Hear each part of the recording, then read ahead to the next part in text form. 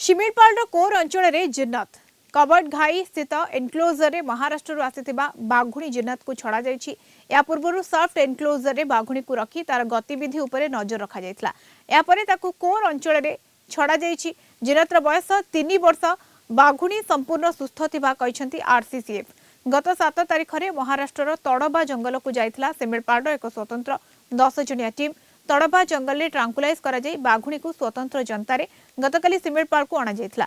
या पूर्व महाराष्ट्र आसीथिला 2.5 वर्षर बाघुणी जमुना गत अक्टोबर 28 रे स्वतंत्र खुआड़ू मुक्त करा जाई शिमिलपाल अभयारण्य रे जमुना को छड़ा जायतला।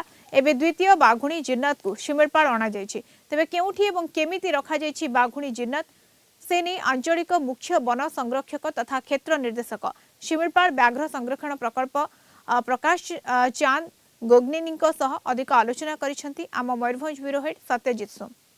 शिमिलपाल अभयारण्य को आसला धुआ अतिथि जेनी गतकाली महाराष्ट्र तड़बा जंगल अणा जाई शिमिलपाल अभयारण्य क्लोज एनक्लोजर सॉफ्ट एनक्लोजर छड़ा जाए तीक्षण रखी शिमिलपाल कर्तृपक्ष। तेबे এই দুই বাঘুণী এবে শিমিলপাল পাই শোভা বঢ়াইবে বলে আশা করা যাচ্ছে। তেবে এই বাঘুণী কিভাবে আসিলা তার প্রক্রিয়া কোন রহিছিলা এবং কালি কেতেবেলে পৌঁছিলা এবং কোন ব্যবস্থা সব করা যাইছি তা সব আলোচনা করিবা। ଆମ ସହିତ ଅଛନ୍ତି ଆରସିସିଏଫ ପ୍ରକାଶ ଚାନ୍ଦ ଗଗନେନି। ସାର୍ ଆପଣ ସ୍ୱାଗତ କରୁଛି ସାର୍ କଳିଙ୍ଗ ଟିଭିକୁ। ସାର୍ କାଲି ଯମୁନା ପରେ କାଲି ଆସି ପହଞ୍ଚିଲା ଜେନି। ସାର୍ କଣ କହିବେ ସାର୍ କିଭଳି ତାର ଥିଲା କେବେ ତାକୁ ରେସ୍କ୍ୟୁ ଧରା ହେଇଥିଲା ट्रांकुलाइज करा ହେଇଥିଲା କଣ କରା ହେଇଥିଲା ସବୁ କରା ହେଇଥିଲା? हमारा द्वितीय बाघुनी को आम तड़बा अंधारी टाइगर रिजर्व जो टीम थिला और महाराष्ट्र टीम संगे से माने 6 तारिख रु खोजा चेष्टा कले और से माने सक्सेस पाइले नहीं। 13 तारिख संध्या बेले पाखापाखि 4टा बेले ट्रांकुलाइज कर पारे कारवार रेंज रे और कोर एरिया भीतर ट्रांकुलाइज कला परे आम सांग सांग 7टा पाखापाखि ऑलरेडी रवाना आरंभ हो गला। गाड़ी भीतर आमर एसीएफ डॉक्टर और हमारा डिप्टी रेंजर और स्क्वाड पिला और हमारा गाड़ी और तांकरा गाड़ी और तांकरा टीम भी अच्छी तांकरा डॉक्टर भी अच्छे महाराष्ट्र समस्त मिसिकी 7टा बाहर ले और 24 घंटा पर संध्या 7:30-8टा पाखापाखि आमर शिमिलपाल भितर पहुंची गले और गतकाली राति रेस्ट नेला परे आज सकाळ आम 9टा पाखापाखि आम सॉफ्ट एनक्लोजर भीतर छाड़िले।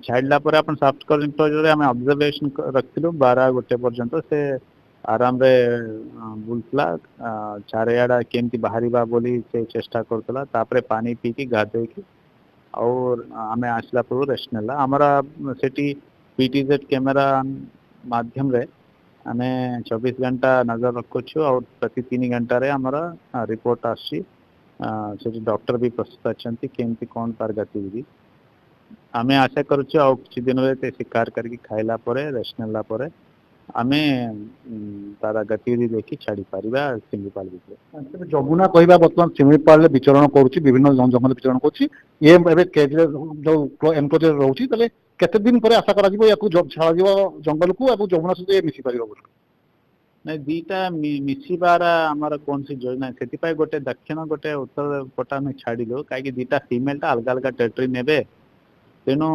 आमर यहाँ केते दिन जहाँ प्रश्न अच्छी आमर कहवाटा कष्ट आम आशा करुचु जदि शिकार करके 3-4 दिन भीतर जब ठीक रहा तापर आम केते भी छाड़ी पारिबा आमर कोई ये ना ताको रखिबार कौन कारण आउ जमुना जहाँ अच्छी टिके ताको 10 दिन 12 दिन पाखापाखि लगिला कहीं शिकार टिके लेट रे कला एटा तो देखा किसी दिन आसो 4 दिन हो पारे 7 हो पारे आम देखा।